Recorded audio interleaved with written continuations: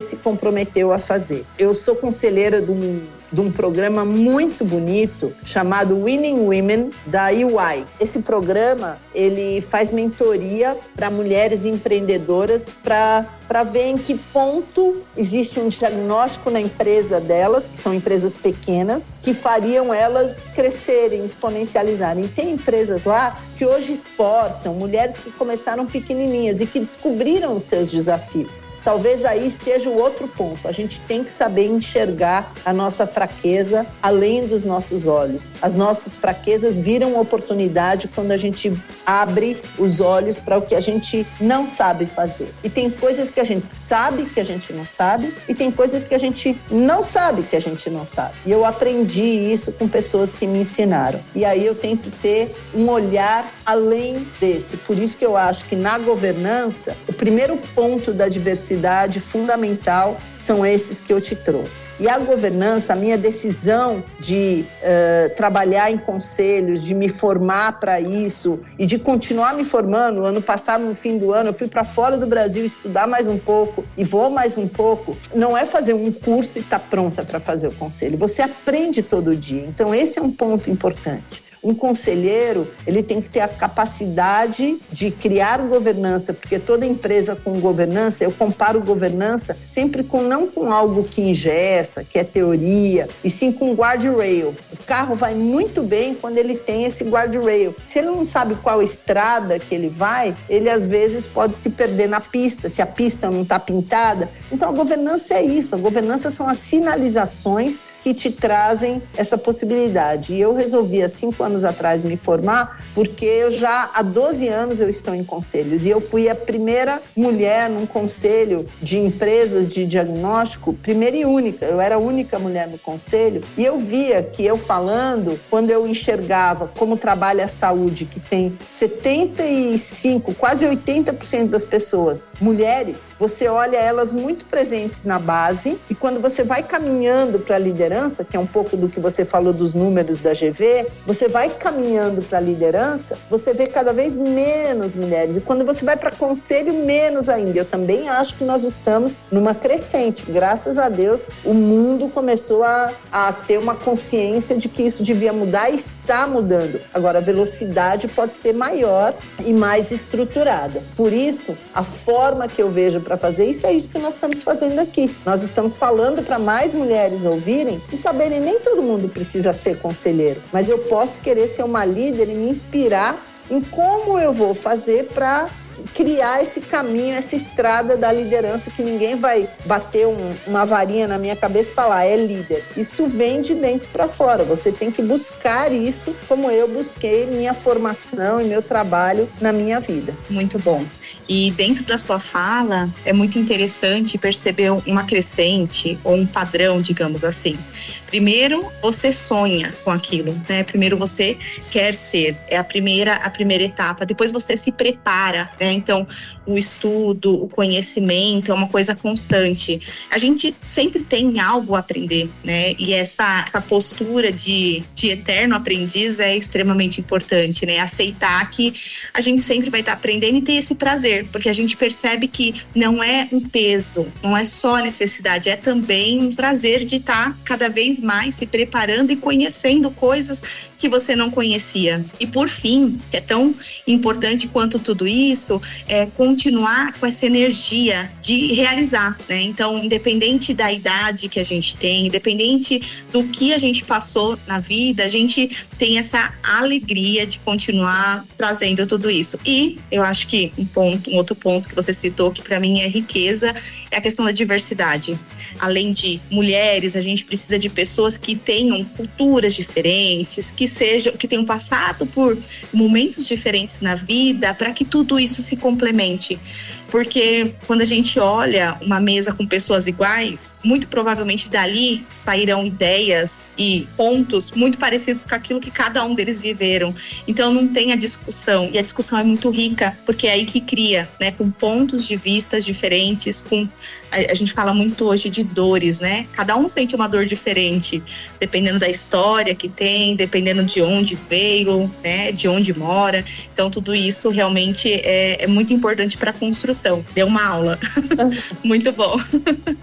Pensando nisso e na posição, né, que hoje você tem, a gente olha estudos que dizem que são necessários somente 7 segundos para que alguém forme uma impressão sobre o outro. Pensando nisso, podemos dizer que, a princípio, a forma como nos apresentamos interfere diretamente na nossa credibilidade perante os demais. Você concorda com essa frase, Cláudia? E se eu pedisse para você me dizer hoje como que você enxerga isso e quais são as dicas que você daria para uma postura, para uma forma de se vestir, para nós mulheres? Eu acho que cada uma tem uma característica, então eu diria que o primeiro ponto é você se conhecer, se autoconhecer. Em tudo isso que a gente falou aqui no preparo, um deles é você ter um autoconhecimento. Eu, por exemplo, a gente começou a falar aqui e eu tive uma falha, eu não falei como é que eu tô e como é que eu sou para quem não pode me ver, então eu vou aproveitar e fazer isso agora. Então eu sou loira, tenho cabelo comprido, eu estou de óculos de aro cor-de-rosa para eu enxergar melhor. Eu estou de camiseta bege e um casaco azul marinho em cima. E eu sou branca pintada. Eu tenho muitas sardinhas, então eu sempre falo que eu não sou branca.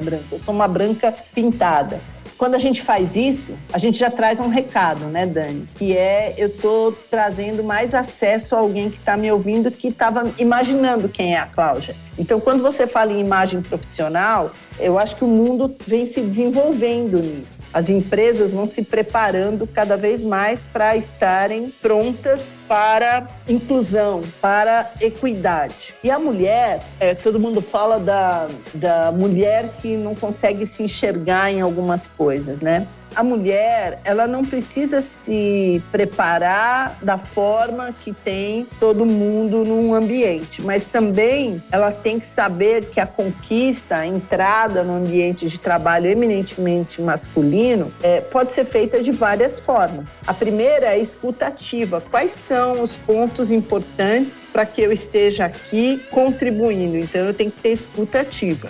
No sentido de apresentação pessoal, não importa se eu sou gorda, magra, alta, baixa, branca, morena, preta, olho castanho, olho claro, uso óculos, não uso óculos. Veja só que isso é algo que, igual você falou, é uma primeira impressão. A forma que você vai ser consistente nessa primeira impressão dentro do local de trabalho onde você for é o que vai construir a sua imagem a longo prazo. Não será a primeira impressão. Agora, a primeira impressão, ela pode abrir portas. E eu acho que a primeira coisa da primeira impressão é a simpatia, a empatia e a escuta ativa. Se você tiver essas 3 coisas, falar na hora certa, ouvir também bastante. Se você tiver a simpatia de acolher, de se colocar no lugar de quem está te recebendo e sabendo que às vezes está achando que você é um estranho no ninho ou que você é uma invasora num ambiente que é... Você saber e ter essa sensibilidade te permite chegar de uma maneira muito mais consistente. Agora, se você chegar chegando, achando que você é a pessoa, sobe no salto, acha que o salto é que vai te levar lá e é a roupa mais cara, pode esquecer que isso não se sustenta. Agora, seja você mesma, você gosta de usar salto, use o salto. Agora, não vai usar um salto que você nunca usou para poder aparecer de um jeito ou de outro. Por isso que eu acho que a autenticidade é o melhor remédio quando você se apresenta diante de uma plateia, diante de um espaço novo que você vá trabalhar. É a autenticidade, não queira ser quem você não é. Só isso. Eu acho que o simples é muito melhor, né? E eu vou dizer para as meninas mais jovens, a gente vai aprendendo isso com o tempo, gente. Eu também não pensava assim não, viu? E a gente vai aprendendo com o tempo. Aprender que, às vezes, passar uma maquiagem, por exemplo, eu sou muito loira, então o meu cílio é da cor da minha sobrancelha, quase não aparece, né? Não dá para quem estiver ouvindo, a gente não vai ver na tela. Mas eu passo um rímel para dar um destaque no meu olho. Isso não é nenhum pecado, você ter a vaidade, mas ela precisa ter um equilíbrio. Ela não pode ser o extremo nem o extremo negativo. Ela tem que ser para que você conviva de uma maneira equilibrada. Eu acho que o equilíbrio é em tudo, né, Dani? Muito bom. é muito interessante, né? Quando a gente cita a questão do autoconhecimento, que pra gente querer que o mundo trate a gente de uma determinada maneira, a gente tem que se conhecer, isso é imprescindível. E a questão do comportamento, né? Tudo tem muito mais a ver com o nosso comportamento do que a forma que a gente vai se vestir. Obviamente, tem alguns padrões mínimos que a gente precisa seguir, mas em geral, a nossa atitude, a nossa simpatia, a empatia, como você bem disse, é o que vai nos diferenciar no mercado de trabalho, porque cada um de nós somos únicos. Cláudia, nosso assunto tá super interessante. Eu fiz uma pesquisa nas suas redes sociais, especificamente no LinkedIn, e eu notei que em 2022 você lançou um capítulo de um livro que chama Mulheres no Conselho. Como foi essa experiência para você? Uma experiência muito gostosa e inusitada. Eu não tinha pensado em escrever, ainda mais escrever sobre mim mesma, né? Normalmente você escrever sobre alguma coisa é mais fácil. Esse livro tem várias coautoras que são conselheiras. Ele tem a intenção de inspirar mulheres com experiências e histórias diferentes, exatamente respeitando a história de cada uma, achando beleza na história de cada uma, que cada um vai se identificar mais com uma, menos com outra, e ao mesmo tempo trazendo dicas para as mulheres, não só para serem conselheiras, né? É de mulheres em conselho, mas pode ser para lideranças femininas, para homens que já leram e já me deram feedbacks maravilhosos de terem visto algumas coisas que não enxergavam nas mulheres, do seu time e etc. É um livro em que capítulos pequenos são escritos das coautoras que contam um pouco da sua história. E lá eu sinto um orgulho danado de falar de pessoas que eu tenho uma gratidão imensa, que sempre fizeram e fazem parte dessa história, além da minha família, que minha mãe para mim, a minha mãe agora vai começar a escrever um livro com 93 anos, né? Então veja que uma coisa estimula a outra. Ela viu o meu livro, viu como eu escrevi, e ela tem dicas sensacionais para casa, isso e aquilo. Ela falou, e se eu escrever minhas dicas? Eu falei, pronto, tá aí, você quer escrever o seu livro, vamos, e eu tô super estimulando. Então, é um livro, estimula as mulheres que querem ser conselheiras na sua carreira, porque ninguém nasce uma super conselheira, nenhuma conselheira tem que ser conselheira ou de administração, ou consultiva, ou de empresa de capital aberto ou não, mas no momento que você decide ver que essa é sua vocação, vamos dizer assim, prepare-se para isso. Como você se prepara, que percalços e obstáculos você tem no meio desse caminho, porque também é um mundo muito masculino ainda, que pessoas especiais têm que estimularam isso. Existem programas, como o programa do IBGC de Diversidade em Conselho, que faz mentoria para mulheres que estão em conselho ou que estão entrando em conselho, um programa anual, e essas mulheres se preparam mais ainda com conselheiros e conselheiras que fazem essa mentoria.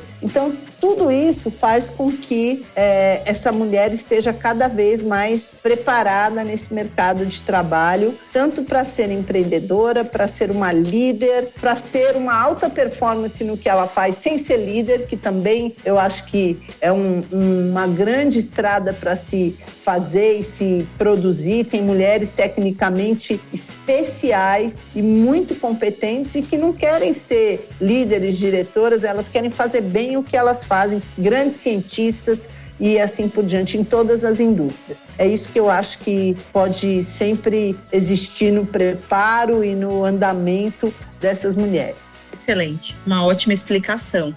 Cláudia, para a gente ir fechando aqui o nosso podcast, a gente gostaria que você falasse, no começo você comentou que você teve muitos líderes homens, né? Então, ao longo da sua trajetória, foram pessoas que contribuíram muito com o seu desenvolvimento, porque te ouviam, te ajudaram a trilhar ao longo da sua vida profissional. Hoje, a gente já tem algumas referências femininas e nós, mulheres, na liderança, agradecemos agradecemos por isso.